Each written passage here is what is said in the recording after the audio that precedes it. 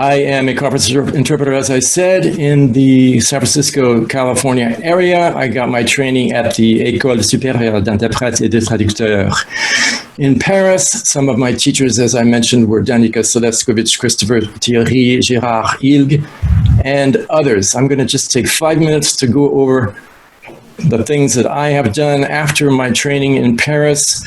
2 years I worked as a freelance conference interpreter in Paris, and then I was actually missing the United States, and I was also a sort of a starving interpreter, and I passed the State Department exam for conference interpreting, so I moved to Washington, D.C., worked there from 1988 to 1994. Something happened. It was an opportunity for an adventure, and I took it, and I went to Rwanda and worked in United Nations peacekeeping as an interpreter in 1994.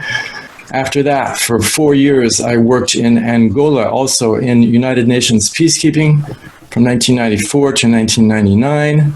I actually set up my apartment in Paris, but then they called me again and I decided to go for it. I went back to Kosovo, worked in peacekeeping for another year. I'll tell you a little bit about that. After Kosovo, I went to Paris and worked in Paris for 5 years as a freelance conference interpreter.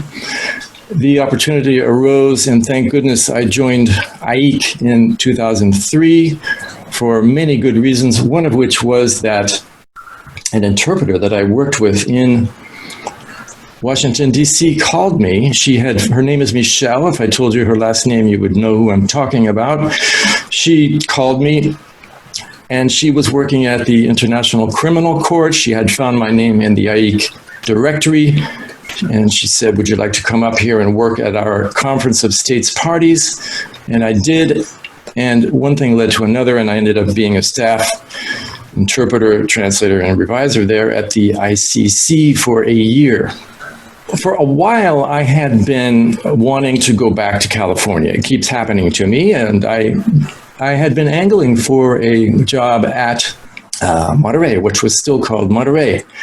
And I went for an interview, and when I was still working at The Hague, and I got accepted, and I decided to go for it, and I worked as a teacher at Monterey. In those days, it was still called the Monterey, now the Middlebury Institute of International Studies. I worked there for 2 years, teaching interpreting. Then I decided to take a sort of sabbatical for 5 years in Buenos Aires. 5 years in Buenos Aires, 5 wonderful years. And then my father passed away, and I came back to the United States, took care of a few things, and decided to stay. I'm working here as a freelance interpreter here in San Francisco, California. Using that QR code again, you'll be able to check out my website. And on that website, if you do it on your telephone, you will see something that looks a little bit like this. On the very top, actually on the bottom there, you can see that's François Hollande, the French president. I interpreted for him in 2014 when he came to San Francisco. But my point is that here you can use this QR code to go there. Click on that button and you can take a look at a little bit more of my past. Just a few more slides about me, and we will dig into the meat of our subject today, if you will. This is a picture of the European Parliament. I never worked in that building. That building didn't exist back then when I worked for the European Parliament. But I did work several places for the European Parliament. I was lucky because I had Portuguese in my combination, and which I still do, of course.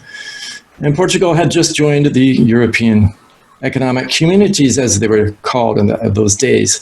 So I was living in Paris. That's the Canal Saint-Martin. That was my first assignment with the European Communities in 1987.